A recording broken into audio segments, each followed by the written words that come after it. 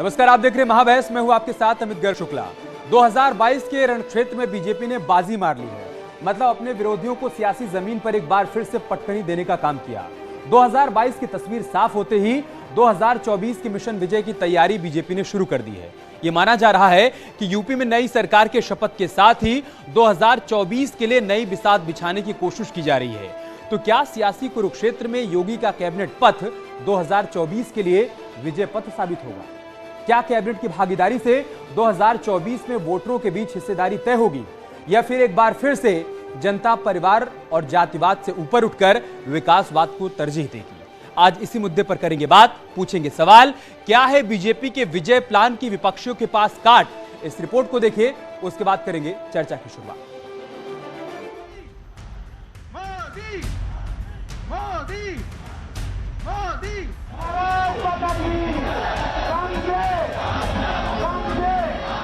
24 के कुरुक्षेत्र का कैबिनेट पथ।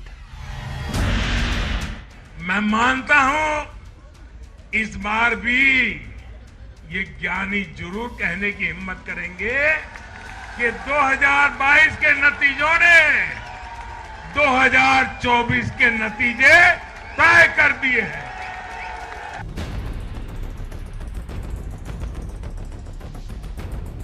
योगी शपथ 2024 का विजय पथ। कि ये जीत हमें जवाबदेही का एक नया संकेत भी देता है। हमें जोश के साथ साथ होश को बनाए रखना है। कैबिनेट में भागीदारी, 24 में हिस्सेदारी। 4 राज्यों में प्रधानमंत्री मोदी जी के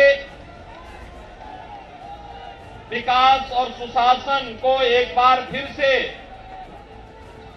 जनता जनार्दन ने अपना आशीर्वाद दिया है। न परिवारवाद, न जातिवाद, 24 में विकासवाद।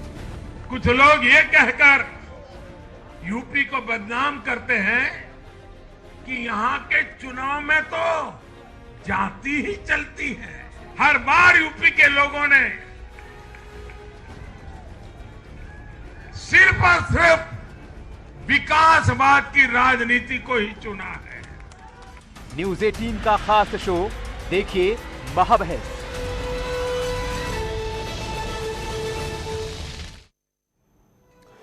अब सवाल यह है कि योगी कैबिनेट की तस्वीर कैसे होगी? मतलब किसकी भागीदारी से किसको हिस्सेदारी मिलेगी?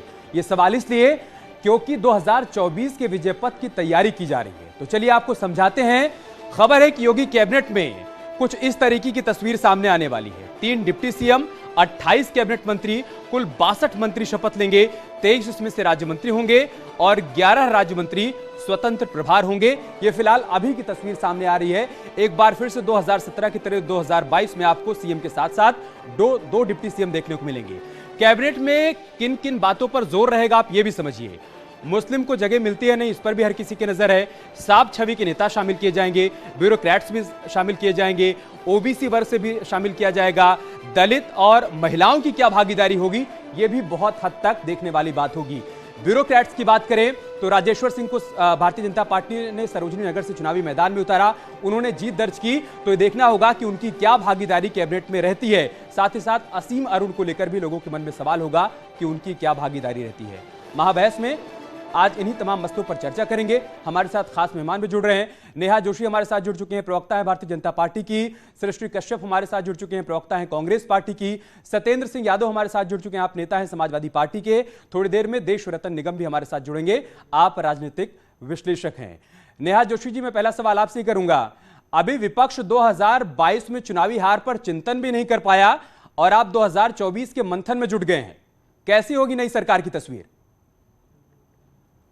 धन्यवाद। देखिए, भारतीय जनता पार्टी हमेशा हर चुनौती के लिए तैयार रहती है और हमें पता है कि लोकतंत्र में चुनाव प्रक्रिया का कितना महत्व है।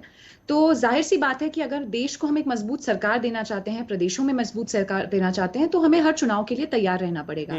आज देश में सबसे ज्यादा विधायक 1376 विधायक भारतीय जनता पार्टी के हैं। सबसे बड़ी पार्टी है देश की।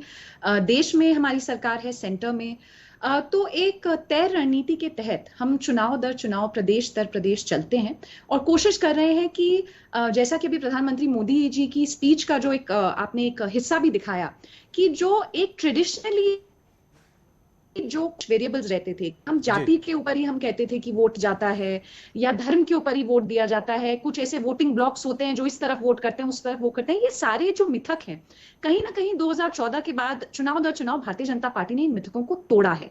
तो इसी तरीके से भारतीय जनता पार्टी आगे भी बढ़ने वाली है और हम जो गलतियां हुई है उनकी समीक्षा कर रहे हैं। आपने जेपी नड्डा जी का स्टेटमेंट देखा होगा कि जहां जिस बूथ पर हमारी हार हुई है हम उसकी समीक्षा करेंगे, उसकी तह तक जाएंगे ऐसा क्यों हुआ और आने वाले जो चुनाव है उनकी तैयारी करेंगे। ठीक है, सृष्टि कश्यप जी, देखिए वो 2024 की तैयारियों में जुट गए और कांग्रेस पार्टी हार का ठीकर अपने प्रदेश अध्यक्षों पर फोड़ रही है। प्रियंका गांधी जो कि उत्तर प्रदेश में अगुवाई कर रही थी, क्या उनकी भी जवाबदेही और जिम्मेदारी आप लोग तय करने वाले हैं? हम और आप नहीं तय करेंगे, उसके लिए पूरी प्रक्रिया है जो फॉलो की जाती है। अभी CWC की मीटिंग की गई, कल उत्तर प्रदेश की एक मीटिंग की गई है और सबसे जवाबदेही मांगी गई है। हमने विचार किया, विमर्श किया, मंथन किया, भी एक चिंतन शिविर भी है कि कहाँ हमसे गलती हुई। हमने चुनाव लड़ा, सभी सीटों पे चुनाव लड़ा, जनता के मुद्दों पे चुनाव लड़ा, ग्राउंड जीरो से बिल्ड करने की शुरुआत की है, रीइन्वेंट किया है और आगे भी इस चीज को, इस कदम को आगे बढ़ाएंगे। आने वाले चुनाव में कांग्रेस पार्टी बीजेपी की सबसे बड़ी विपक्षी है, इस देश का कोई सबसे बड़ा विपक्षी पार्टी है वो कांग्रेस है। अभी वो अपने बीजेपी के नंबर्स गिना रही थी, सेकेंड नंबर पे कोई सबसे हाईएस्ट MLAs है पार्टी में, तो दैट इज कांग्रेस विद 753। उसके बाद बाकी पार्टियां आती हैं जो इस राज्य क्षेत्रीय दल है या फिर वो स्टेट्स में है। तो कांग्रेस पार्टी 24 की भी तैयारी कर रही है। अभी 23 हमारे जो स्टेट इलेक्शन है हम उसकी भी चर्चा कर रहे हैं, उस पर भी स्ट्रैटेजी हम प्लान कर रहे हैं और जो 22 में ये हमारी हार हुई है उसकी भी हम समीक्षा कर रहे हैं।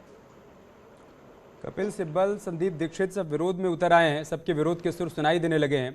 आप कह रहे हैं कि 24 की भी तैयारी चल रही है, समझेंगे आपसे इस विरोध के बारे में भी, लेकिन उससे पहले समाजवादी पार्टी से भी एक रिएक्शन ले लेते हैं। सत्येंद्र सिंह जी, अच्छा समाजवादी पार्टी से हमारा संपर्क टूट गया है, एक बार फिर से नेहा जोशी जी के पास चलते हैं। नेहा जी, भारतीय जनता पार्टी ये कह रही है कि हमारे कार्यकर्ताओं ने जो मेहनत की, हमारे संगठन ने जमीन पर जिस तरीके से काम किया, उसका परिणाम ये रहा कि एक बार फिर से हमने इतिहास रचा उत्तर प्रदेश में और भारी बहुमत के साथ सत्ता में आए। लेकिन अखिलेश यादव जी आज बाराबंकी में चाय की चुस्की ले रहे थे, उन्होंने कहा कि बीजेपी ने तो बेईमानी से चुनाव जीता है। अब देखिए, अखिलेश जी का जो पूरा कैंपेन था वो एक दबंगई के डिस्प्ले पर निर्भर था। जब वो मंच से पुलिस बोल रहे थे तो कहीं ना कहीं उत्तर प्रदेश की जनता को लगा कि अगर ये वापस आ गए तो वाकई में पुलिस जो होगी वो प्रताड़ित होगी और गुंडे जो होंगे वो गुंडा राज चला रहे होंगे उत्तर प्रदेश में। तो उत्तर प्रदेश ने और खासकर उत्तर प्रदेश की महिलाओं ने जो वोट दिया है वो लॉ एंड ऑर्डर के लिए दिया है और वो गुंडागर्दी को जो बाहर किया है पिछले 5 साल में योगी जी की सरकार ने, उसके लिए दिया है। जहां तक कांग्रेस पार्टी की बात है, मैं अपनी कांग्रेस की साथी को सुन रही थी और मुझे लगता है कि दुनिया की सारी जो जॉब है वो एक तरफ है और कांग्रेस पार्टी का प्रवक्ता होना खासकर किसी चुनाव के बाद वो एक तरफ है। मेरी पूरी सहानुभूति उनके साथ है, क्योंकि आप देखिए कांग्रेस पार्टी आज तक अपना परमानेंट अध्यक्ष नहीं चुन पाई है। भारतीय जनता पार्टी कितने अध्यक्ष बदल चुकी है और पूरी एक लोकतांत्रिक प्रक्रिया से अध्यक्ष चुने जाते हैं, लेकिन कांग्रेस एक गांधी परिवार का मोह ही नहीं छोड़ पाती है। हम देख रहे हैं जो G23 एक ग्रुप माना जाता है आज, कभी कपिल सिब्बल जी, कभी मनीष तिवारी जी, जो बड़े बड़े कद्दावर नेता है कांग्रेस के, वो लगातार सलाह भी दे रहे हैं, लेकिन कहीं ना कहीं जो एक कांग्रेस पार्टी का एक गांधी परिवार के प्रति एक मोह है, उससे वो बाहर नहीं आ पा रहे, परिवारवाद से बाहर नहीं आ पा रहे। तो आज देखिए 97% यूपी में सीटों पर ही अपनी जमानत जब्त कर गए। Grand old party of India की हम लोग बात कर रहे हैं। ठीक है। तो कहीं ना कहीं मुझे लगता है कि देश को मजबूत विपक्ष की भी जरूरत है और अच्छा होगा अगर कांग्रेस पार्टी इस रोल में अपने आप को ठीक है। हमारे साथ देश रतन सर भी जुड़ चुके हैं, लेकिन उससे पहले सृष्टि आप रिएक्शन देना चाहती हैं इस पर जल्दी से। हमारे पार्टी के अध्यक्ष की जो चिंता है वो बीजेपी में है, ये देख के बड़ा अच्छा लगता है और सहानुभूति की जरूरत नहीं है। लड़ते हैं और लड़े थे अंग्रेजों से, आज लड़ रहे अंग्रेजों के मुखबिरों से। लड़ाई लंबी है, चलेगी।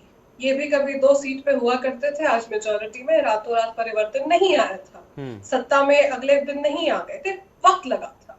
तो ये कंपैरिजन बहुत गलत है। आप अपनी शुरुआत देखिए, 2 सीट से आई थी, बहुत दशकों लग गए थे। उन्होंने एक बात और भी कही थी, लेकिन उस पर आपका ध्यान नहीं गया। नहीं, कांग्रेस 399 उम्मीदवार आपने उतारे थे, 387 की जमानत जब्त हो गई।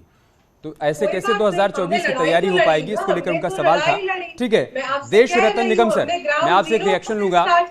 अभी आप देखिए 2022 का चुनाव जीते भारतीय जनता पार्टी वाले, और उसके बाद गुजरात चले गए प्रधानमंत्री मोदी प्रचार करने के लिए, रोड शो किया उन्होंने, और अब 2024 की तैयारी अभी से शुरू हो गई है। ये जो चिंतन मंथन का दौर चल रहा है कि 2022 में सरकार का स्वरूप कैसा होगा, कैबिनेट में किन किन चेहरों को शामिल किया जाएगा, क्या आप भी मानते हैं कि 24 को ध्यान में रखते हुए सब कुछ चल रहा है? देखिए, 24 से पहले जो सुशासन नाम का शब्द है उस पे सबसे ज्यादा ध्यान दिया जाएगा। अगर आप सुचारू रूप से अच्छा शासन और कानून व्यवस्था नहीं दे पाएंगे तो 2024 हो, 26 हो, 29 हो, कोई फर्क नहीं पड़ता। एक तरफ आपने सुचारू सुशासन दिया, दूसरी तरफ अच्छी कानून व्यवस्था दी, जो कि पहले से भी चल रही थी उत्तर प्रदेश में, बाकी वोट्स अपने आप मिल जाएंगे। हाँ, जाति समीकरण यूपी में थोड़े बहुत महत्वपूर्ण है, लेकिन एक बहुत बड़ा तबका यूपी में जाति समीकरण से ऊपर उठ चुका है और वो विकास के मुद्दे पे वोट दे रहा है। वरना एंटी इनकम्बेंसी, जिसकी लोग बहुत बड़ी बड़ी बात करते हैं, उन सबके बावजूद एक प्रो इनकम्बेंसी का जो एक वोट मिला है, वो भी दोबारा 37 साल बाद आना, ये बहुत बड़ी बात है। कोई भी राजनीतिक दल हो, अगर अच्छी कानून व्यवस्था और सुशासन दे देगा और गरीबों का ख्याल करेगा और जो लाभार्थी हैं बहुत सारे वेलफेयर स्कीम्स के, तो उसको वोट अपने आप मिलेगा, जब 24 हो चाहे 29 हो। यहाँ पर और सारी जो पार्टियां हैं वो रास्ता भटक गई हैं, वो बहुत ही ज्यादा संकीर्ण रूप से सिर्फ जात पात पे ही ध्यान देने लगी या धर्म पे ही ध्यान देने लगी हैं। तो वो जो सारी चीजें हैं तो वो बहुत इंपॉर्टेंट है। तो वो अगर उस महत्व को अगर आप देखेंगे तो वो बहुत ज्यादा महत्वपूर्ण हो जाता है इलेक्शन से संबंधित। ठीक है सर, सृष्टि जी आपकी बात से सहमत नहीं है, वो सिर भी हिला रही थी और वो इस पर रिएक्शन भी देना चाहती हैं। मैं आऊंगा आपके पास, लेकिन उससे पहले सत्येंद्र सिंह यादव जी, क्या समाजवादी पार्टी इसी नतीजे पर पहुंची है, हार पर समीक्षा करने के बाद, कि बीजेपी की बेईमानी से हार गए या अपनी गलतियों से कुछ सबक भी ले रहे हैं? देखिए, ऐसा है कि हिंदुस्तान में आजादी के बाद जब से लोकतंत्र की बहाली हुई इस देश में, उसके बाद पहली ऐसी राजनीतिक घटना है जो उत्तर प्रदेश में घटी है। पहली बार ऐसा हुआ कि एक क्रूर सरकार, जिसको आम जनमानस से कोई लेना देना नहीं है, सरेआम बहन बेटियों को रात में जला दिया जाता है पुलिस बल पर, सरेआम लोगों को गाड़ियों से कुचल दिया जाए, ऐसी सरकार को उत्तर प्रदेश ने सोचा भी नहीं था कि दोबारा रिपीट करेगी। ये बात उन अधिकारियों की टेबल पे, पूरे सरकारी तंत्र पर, और जिस तरह से केंद्र की सत्ता, राज्य की सत्ता मिलकर, इससे पहले तो सिर्फ सरकारी धन को लूटा जाता था, पहली बार ऐसा हुआ है कि जनमत लूट लिया गया। उत्तर प्रदेश का जनमत का हरण हो गया, लूट लिया गया। एक तरफ बसपा पे दबाव बनाकर वोट ट्रांसफर कराया गया, दूसरी तरफ पूरी सरकारी मशीनरी पर दबाव बनाकर उसका इस्तेमाल किया, और तीसरी तरफ केंद्र से लेकर राज्य तक दोनों सरकारें मिलकर उन्होंने सरेआम जो लोकतंत्र की हत्या करके और जबरन जहां पर सरकार बनाने का जो पूरा एक प्रोपेगेंडा तैयार करके किया है, ये जीत भारतीय जनता पार्टी की नहीं है। ठीक है नेहा जी, आपने जनमत को लूट लिया, सरकारी मशीनरी का दुरुपयोग किया, जनता आपसे नाराज थी, उसके बावजूद आप जीत गई, ये कहना है समाजवादी पार्टी का। देखिए, जिसको जो तरीका पता है, जाहिर है वो दूसरे में भी वही देखने की कोशिश करेगा। समाजवादी पार्टी जब उत्तर प्रदेश में सत्ता में थी तो वो दिन सबको याद है कि बलात्कार हो जाते थे, लड़कियों पर अत्याचार हो जाते थे, और इनके नेताजी कह देते थे लड़के हैं, गलती हो जाती है। आजम खान जी, और बहुत लंबी लिस्ट है इनके पार्टी के नेताओं की, किस तरीके की टिप्पणियां, किस तरीके की बातें वो उत्तर प्रदेश की महिलाओं के बारे में, देश की महिलाओं के बारे में करते थे। और ये सारी बातें जो अभी यहाँ कह रहे थे, इन्होंने अपने कैंपेन में भी कही, लेकिन कहीं ना कहीं उत्तर प्रदेश की जो आम जनता है उसने इनकी खोखली बातों में और जमीन पर जो बदलाव दिख रहा था उसमें एक फर्क समझा।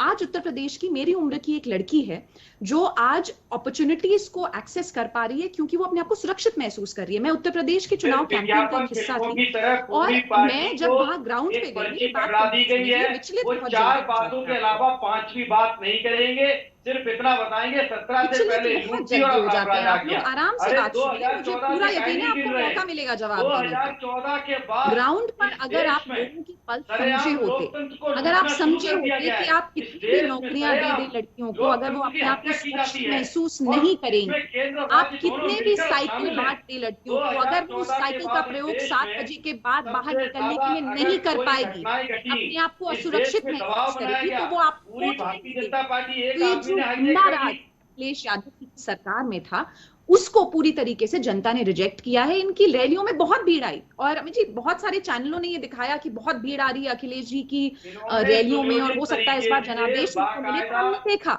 ये भीड़ इकट्ठी करना शायद आसान है, लेकिन भीड़ को जनपद में कन्वर्ट करना और मतदान। नहीं सत्येन जी,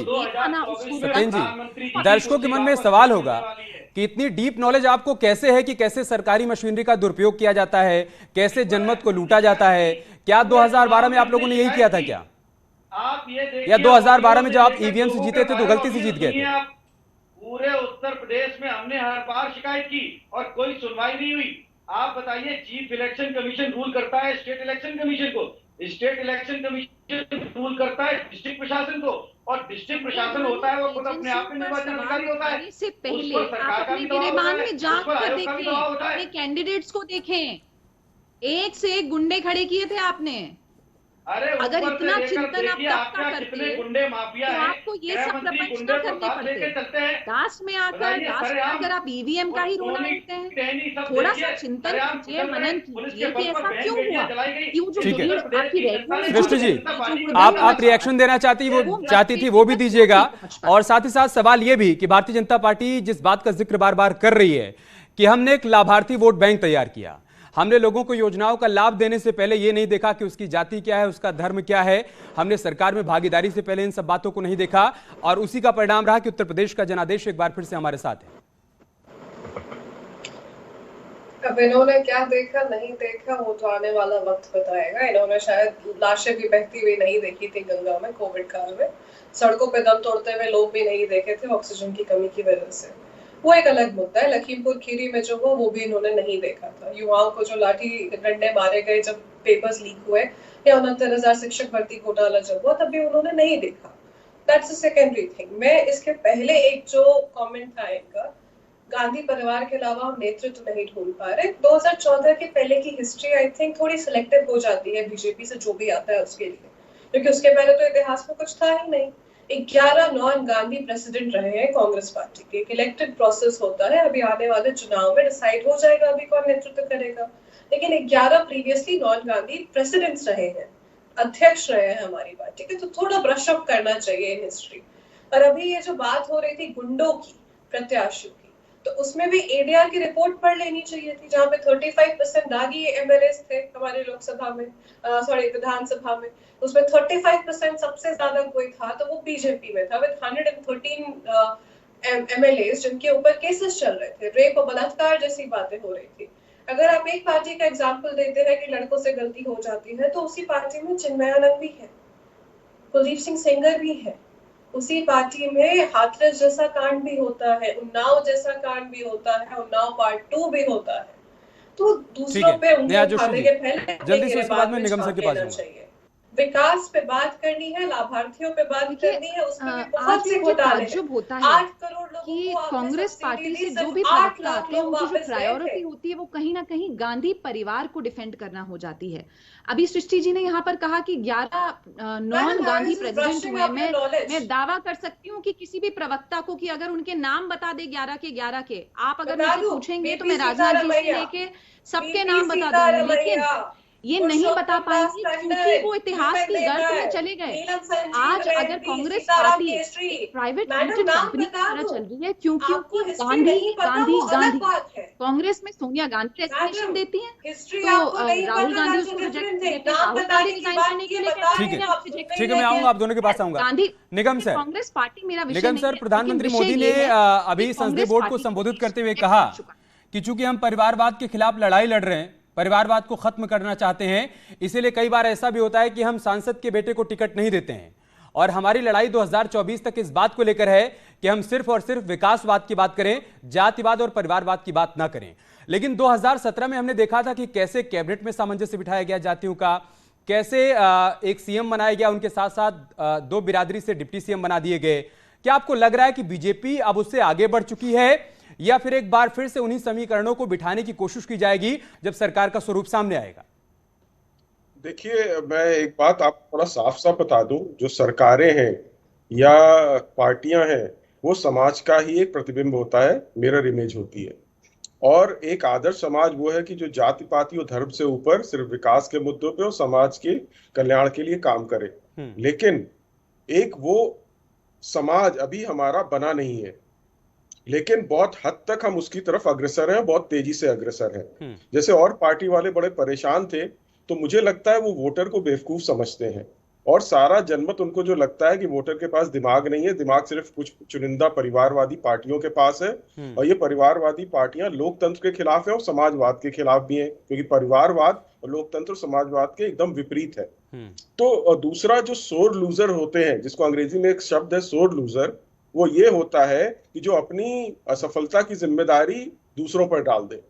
आप अपना आत्मचिंतन, आत्ममंथन करिए, आपको पता लग जाएगा कि आपने कहाँ कहाँ गलतियां करी हैं, क्या क्या किस तरह से आपने टिकट डिस्ट्रीब्यूशन किया, आपने जिस तरह से ऐसे अपराधियों को टिकट दिया। तो आपको पता लग जाएगा कि आगे के वक्त में अगर आप ऐसा नहीं करेंगे तो जनता आप पे थोड़ा ध्यान देगी। लेकिन अगर आपको लगता है कि आप डरा धमका के लड़के गलती कर सकते हैं, तो वो जमाना बीत गया। ठीक है। आप जैसे कुछ लीडर्स थे जो पार्टी बदल के इधर उधर हो गए, लेकिन ये ध्यान रखिए, वोटर अब इतना समझदार है, वो आंख बंद करके लीडर के पीछे नहीं चलता, वो देखता है क्या उसको लाभ मिला है, कौन काम कर रहा है। तो ये सारी बातें अगर आप ध्यान में रखेंगे तो देखिए, हमें एक सकारात्मक विपक्ष चाहिए, इसमें कोई दो राय नहीं है। लेकिन अगर विपक्ष खुद ही कुठाराघात अपने पैरों पे करेगा तो विपक्ष खड़ा कैसे होगा? जनादेश तो का अपमान नहीं करना चाहिए। सृष्टि और सत्येंद्र दोनों रिएक्शन देना चाहते हैं बारी बारी से। सत्येंद्र जी, पहले आप। मैं इनसे पूछना चाहूंगा, इन्होंने जिस तरह से बीजेपी कवर्ड स्टेटमेंट दिया है, बड़ा दुर्भाग्यपूर्ण है, न्यूट्रल बात होनी चाहिए। मैं इनसे ये पूछना चाहता हूं, आप जिस परिवारवाद की बात करते हैं, आप ये देखिए कि बीजेपी पूरी की पूरी पार्टी मोदी जी ने हाईजैक करके रखी हुई है। भाजपा का मतलब मोदी और मोदी जी का मतलब भाजपा। आप दूसरे आदमी में हिम्मत है अगर कोई कुछ बात कह के दिखा दे बीजेपी में, क्या बात करते हैं? ये तो परिवारवाद सभी घातक है। आप ये बताइए, आपका परिवार नहीं है तो इसकी खींच क्या पूरे देश से निकालेंगे? ये किसने रोका है? व्यक्तिगत बेटी को आप टिप्पणी ना करें तो अच्छा है। आप ये देखिए, टिप्पणी ना करें, आप कुछ आदर्शों पे बात करें, कुछ प्रिंसिपल्स पे बात करें। आप व्यक्तिगत टीका टिप्पणी करने लगते हैं, यही जनता आपको नकार देती है और आपको सत्ता से हटा देती है। ऐसे नहीं चलता ना, व्यक्तिगत टीका टिप्पणी से बाहर निकले आप। भाजपा अच्छा, समाजवादी पार्टी का मतलब क्या है? समाजवादी पार्टी का मतलब क्या है? सिर्फ अखिलेश यादव नहीं है। 2022 में अखिलेश यादव ये तय कर रहे हैं कि अखिलेश यादव चुनावी मैदान में उतरेंगे या नहीं उतरेंगे। मोदी जी है कि नहीं?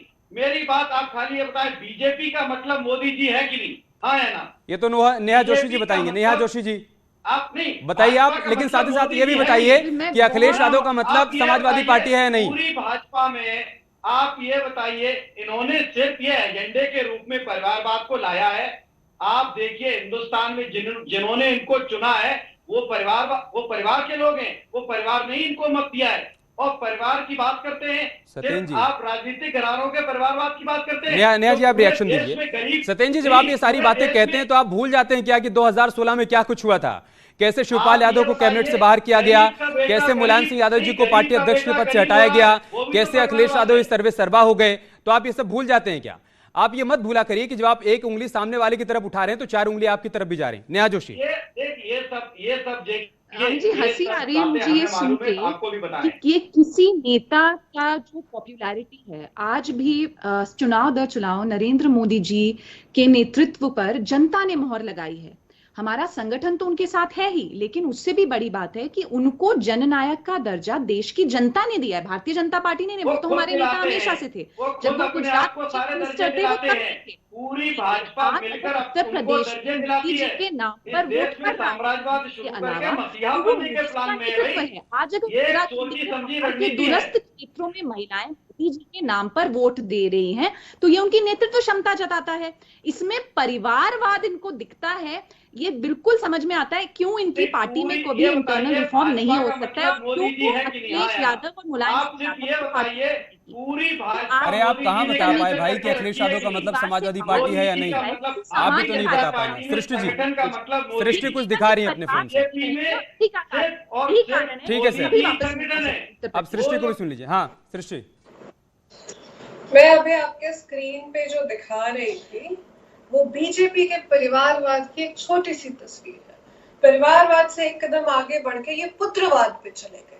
जितने भी राजनेता के पुत्र हैं इनको सभी पार्टियों से बुला बुला के अपने पार्टी में रख लिया, तो वो पुत्रवाद भी इन्हें नहीं दिखेगा, परिवारवाद भी नहीं दिखेगा, जिसका ये सीधा साधा जीता जागता उदाहरण है आपके सामने। मैडम ने बोला कि ये मैं लिस्ट नहीं कर सकती, कोई प्रवक्ता नाम नहीं बता सकता एक्सेप्ट गांधी परिवार, कौन अध्यक्ष रहा है। बट somehow मैडम forgets कि यहाँ पे बीपी सीतारमैया रहे हैं, यहाँ पे पुरुषोत्तम दास टंडन रहे हैं, यहाँ पे जगजीवन राम रहे हैं, यहाँ पे सीताराम केशरी रहे हैं, यहाँ पे पीवी नरसिम्हा राव रहे हैं, और ऐसे और बाकी नाम है जो मैं बैठ के और उनके कितने रेजिग्नेशन रिजेक्ट किए गए सृष्टि जी कांग्रेस वर्किंग कमेटी द्वारा जब वो चुनाव हारे। तो सीताराम केसरी को धक्के मार के कपड़े उतार के बाहर कर दिया गया था। अरे सर क्यों आपको क्यों दुख हो रहा है? मार के उनके कपड़े धोती फाड़ के बाहर कर दिया गया था। अरे भाई साहब आपको दुख क्यों हो रहा है? अगर विश्लेषक बन के बैठे, अरे भाई वो एक बहुत बड़े नेता थे कांग्रेस के, उनको अगर कपड़े निर्वस्त्र करके मैंने आपसे तो निकाला जवाब गया नहीं था। मांगा। मैं यहाँ बीजेपी की प्रवक्ता से बात अच्छा कर ठीक है रही हूँ। सृष्टि, मैं आपसे एक सीधा सवाल करता हूँ। सृष्टि, मैं आपसे एक सीधा सवाल करता हूँ, ठीक है? अब केसरी नाथ त्रिपाठी पर नहीं जाते। मैं आपसे एक सीधा सवाल करता हूँ कि कांग्रेस पार्टी 7 सीटों से 2 सीट पर आ गई, वोट शेयर घटकर आपका 2% के आसपास आ गया। क्या इसके लिए सिर्फ और सिर्फ उत्तर प्रदेश में अजय कुमार लल्लू जिम्मेदार है? बिल्कुल नहीं, हमारा संगठन इस पे, मैंने बोला कल भी हमारी मीटिंग हुई और आने वाले वक्त में भी हमारी मीटिंग है। हम डिसाइड करेंगे कि कहाँ कहाँ हमसे गलती हुई है और उस गलती को एक्सेप्ट करेंगे कि हाँ हमसे हुई है गलती। ठीक है, चीजें बेहतर हो सकती थी और उसके परिणाम आएगा। जिस तरीके के बयान पूरे विपक्ष की तरफ से आ रहे हैं, उनको सुनने के बाद क्या आपको लग रहा है कि विपक्ष वाकई में अपने चेहरे पर जो धूल है उसको साफ करने की कोशिश कर रहा है या अभी भी आईना साफ किया जा रहा है?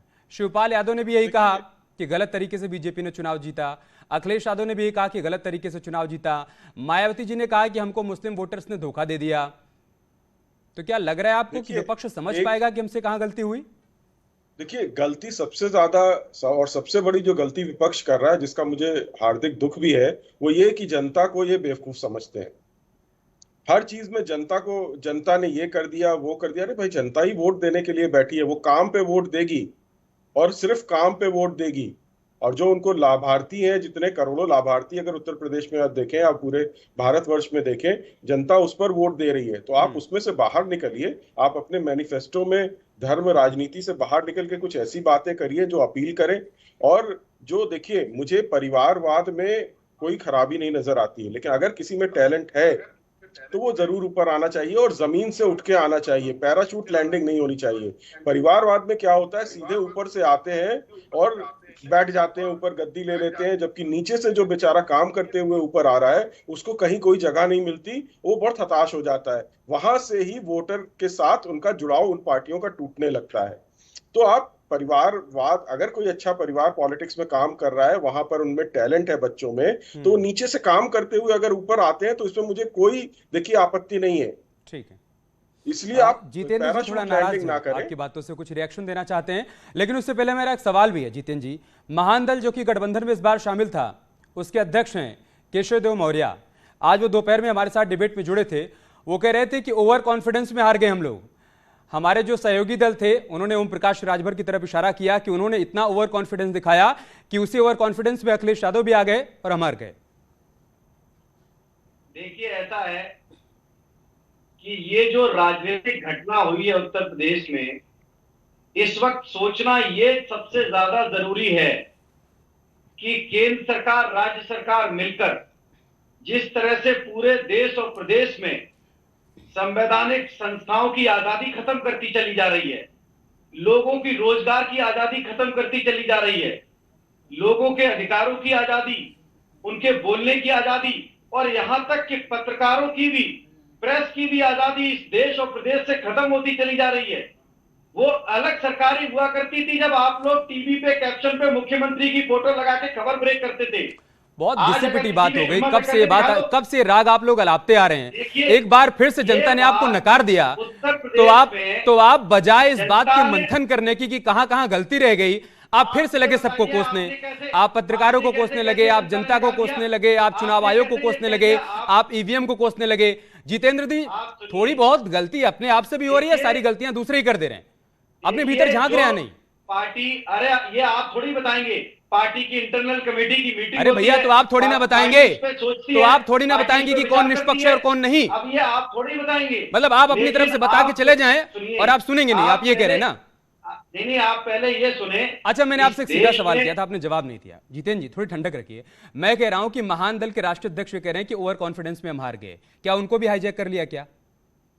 हम आपसे क्या कह रहे हैं, हाँ, इस देश में मोदी जी ने भाजपा को पहले कैप्चर किया और उसके बाद अब देश में सभी संवैधानिक महान दल को भी कर लिया, उनका दबाव है, उसके अध्यक्ष और को भी कोई कर लिया व्यक्ति जो बिना आपके साथ मोदी थे, जी के कोई ओपी काम नहीं राजभर को भी सकता कर है। लिया, और जिन्होंने कहा कि पहले 2 उत्तर चरणों में ही मैं प्रदेश भाप गया था कि हमारी हार हो रही है। सबको हाईजैक कर लिया ना। देखिए, उत्तर प्रदेश में मशीनरी ने काम किया, सरकार के, केंद्र और राज्य सरकार के दबाव ने काम किया, और उत्तर प्रदेश में लोगों ने माननीय अखिलेश यादव को चुना, समाजवादी पार्टी को चुना। 300 से ज्यादा सीटें हमारी आ रही थी, ऐसी 86 से ज्यादा सीटें हैं जहां 1000-1200 का डिफरेंस है, यही तो दिक्कत 27 है। से ज्यादा सीटें हैं, निगम 200 सर, से 500 का यहीं पर तो डिफरेंस है। दिक्कत हो गई ये ना सब हमारी कि सीटें चुनाव हैं। से पहले ये सब समाजवादी हमारी पार्टी ने सीटें मान हैं। लिया कि हमारे 300 सीटें आ गई। उत्तर अखिलेश यादव तो प्रदेश कई बार 400 सीट कह रहे थे, आज कम से कम सत्येंद्र जी ने 300 सीट की बात कही। इन्होंने मान लिया कि 300 सीटें आ रही हैं और ये भी कि हम मुख्यमंत्री बन गए हैं। निगम सर, क्या इस तरीके से ब्लेम गेम करके आपको लग रहा है कि किसी नतीजे पर विपक्ष पहुंच पाएगा?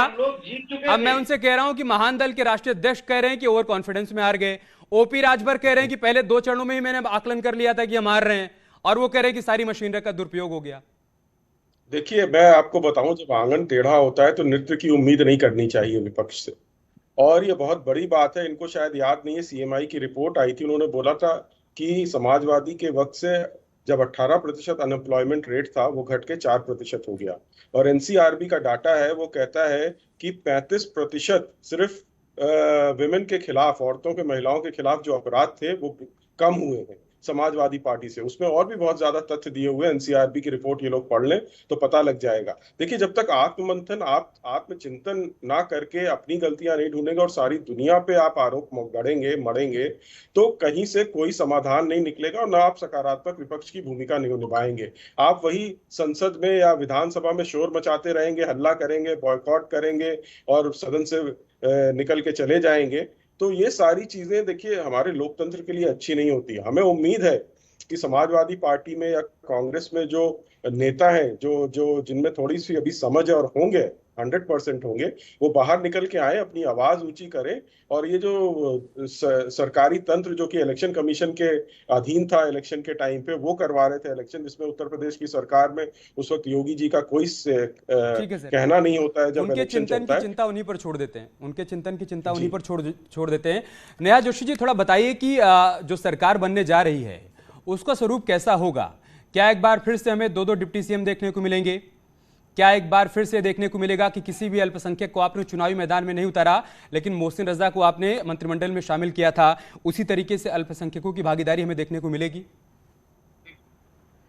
देखिए, जो मंत्रिमंडल, चाहे वो उत्तर प्रदेश की बात करूं या उत्तराखंड की बात करूं या 2 और प्रदेश जहां पर हम चुनाव जीत के आए हैं, उसमें आपको एक ही चीज दिखेगी: सबका साथ, सबका विकास, सबका विश्वास और सबका प्रयास। तो इस चुनाव में हम बहुत सारे अपने एलाइज के साथ चुनाव में गए। विभिन्न तरीके के बहुत सारे वर्ग हमारे साथ नए इस चुनाव में जुड़े। कोशिश रहेगी कि मंत्रिमंडल में सबका प्रतिनिधित्व हो, और सबसे ज्यादा जो आदरणीय प्रधानमंत्री जी ने भी कहा, हमारे राष्ट्रीय अध्यक्ष जी ने भी कहा कि यहाँ पर एक ही क्राइटेरिया होगा, वो होगा मेरिट। जो जनता का विश्वास लेकर आएगा, जो जनता के बीच में एक जनता का नेता बनकर आगे उभरा है, उसी को मंत्रिमंडल में जगह दी जाएगी। बाकी देखिए, 80-20 जैसा तो नहीं किसी भी होगा। प्रदेश में बहुत सारे और समीकरण भी 80-20 बनते जैसा तो हैं। नहीं कोशिश होगा, की पूरा जाएगी कि 100 होगा हर ना? वर्ग को, जी 80-20 जैसा तो नहीं होगा ना, पूरा 100 होगा, सबकी भागीदारी होगी ना? बिल्कुल, सबकी भागीदारी हमेशा से रही है और इस बार भी होगी। हर वर्ग का प्रतिनिधित्व मिलेगा, और जिस तरीके से 2017 से सरकार दी है इन प्रदेशों में, उसी तरीके से आगे भी सुशासन की जो गाथा शुरू हुई है उसको आगे ले जाया जाएगा। ठीक है सत्येंद्र जी, देखिए सरकार किस तरीके से चलानी है इसको लेकर तो वो लोग तैयारी कर रहे हैं, इसीलिए दिल्ली में चिंतन मंथन का दौर चल रहा है। लेकिन विपक्ष में आप लोगों को क्या भूमिका निभानी है, इसको लेकर आप लोगों की क्या तैयारी चल रही है? क्योंकि खबर यह है कि अखिलेश यादव सांसद बने रहेंगे, तो फिर सवाल यह कि विपक्ष में उन 125 सीटों का प्रतिनिधित्व जो आप कर रहे हैं, उन इलाकों की आवाज बनकर कौन अपनी बात रखेगा? उत्तर प्रदेश में इस चुनाव में भारी संख्या में जो जन भावनाएं आहत हुई हैं, जिन्होंने समाजवादी पार्टी की माननीय अखिलेश यादव के नेतृत्व में रोजगार की उम्मीद, महंगाई को कम करने की उम्मीद और उत्तर प्रदेश की बदहाली को खत्म करने की उम्मीद से, उत्तर प्रदेश के सही और सच्चे और धरातल के डेवलपमेंट की उम्मीद से जो वोट दिया था, जो मैंडेट दिया था, जिसका रास्ते में हरड़ हो गया, उत्तर प्रदेश में ऐसे जो आहत लोग हैं उनकी आवाज जब भी कहीं कोई अन्याय, अत्याचार, अपराध होगा, सरकार कहीं भी किसी के साथ भी क्रूरता के साथ अगर पेश आएगी, समाजवादी पार्टी इस वक्त 24/7 मूड में आपको वहां पर नजर आएगी, चाहे सड़क पर हो, चाहे सदन में हो। उत्तर प्रदेश के अखिलेश जी विधानसभा में नजर आएंगे या नहीं? अखिलेश जी विधानसभा में नजर आएंगे करते हैं आप तो ऐसी बात।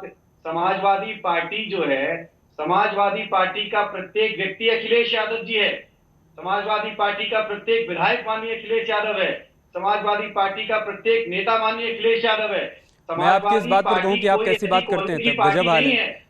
मैंने आपसे सीधा से सवाल किया कि सांसद बने रहेंगे या विधानसभा में आएंगे, तो आप कह रहे हैं कैसी बात कर रहे हैं। अरे जितेंद्र अखिलेश यादव कैसे हो सकते हैं भाई? अरे भाई, समाजवादी पार्टी का प्रत्येक कार्यकर्ता में अखिलेश यादव है। मैं आपसे क्या कह रहा हूं, पूरे प्रदेश में, और हमारी पार्टी के कार्यकर्ता और पदाधिकारी सभी लोग मिलकर अगर सदन में जाना पड़ेगा तो विधायक आवाज उठाएंगे और सड़क पे आना पड़ेगा, पूरी पार्टी इकट्ठी होगी। एक बात तो बिल्कुल साफ है कि हार को अभी भी स्वीकार नहीं कर पा रहे हैं आप लोग। सृष्टि जी, कांग्रेस पार्टी की क्या भूमिका विपक्ष में रहने वाली है? दो ही विधायक आपके हैं, दो ही विधायक आपके हैं, क्या जैसे वो कह रहे हैं? अरे सर, आपकी जो प्रॉब्लम है, अगर आप थोड़ी चिंता उसकी कर लेते ना तो सब ठीक हो जाता है। दिक्कत तो यही कि अपनी प्रॉब्लम पर चिंता नहीं कर रहे हैं आप लोग। सृष्टि जी, कांग्रेस पार्टी की विपक्ष में क्या भूमिका रहने वाली है? मैं बहुत क्लियर कर देना चाहती हूँ कि आने वाले 5 वर्षों में प्रियंका गांधी जी उत्तर प्रदेश की प्रभारी होने के नाते उत्तर प्रदेश में जितनी भी गलत चीजें होंगी उत्तर प्रदेश की जनता के खिलाफ, उसकी आवाज वो बुलंद करेगी, उनको न्याय के लिए उनके साथ वो खड़ी रहेगी, जैसे कि वो पिछले 4.5 वर्षों से करती आ रही थी। चाहे वो युवाओं की बात करे, महिलाओं की हाथरस उन्नाव की जैसी बात करे, या आशा बहनों की बात करे, या किसानों की बात करे। लखीमपुर में संघर्ष किया, सीतापुर में संघर्ष किया, हाथरस उन्नाव, फाफामाऊ या किसानों की जो मृत्यु हुई है यूरिया खरीदने की लाइन में, वहां पे उन्होंने संघर्ष किया। हर तबके के साथ वो खड़ी रही हैं और आगे भी खड़ी रहेंगी।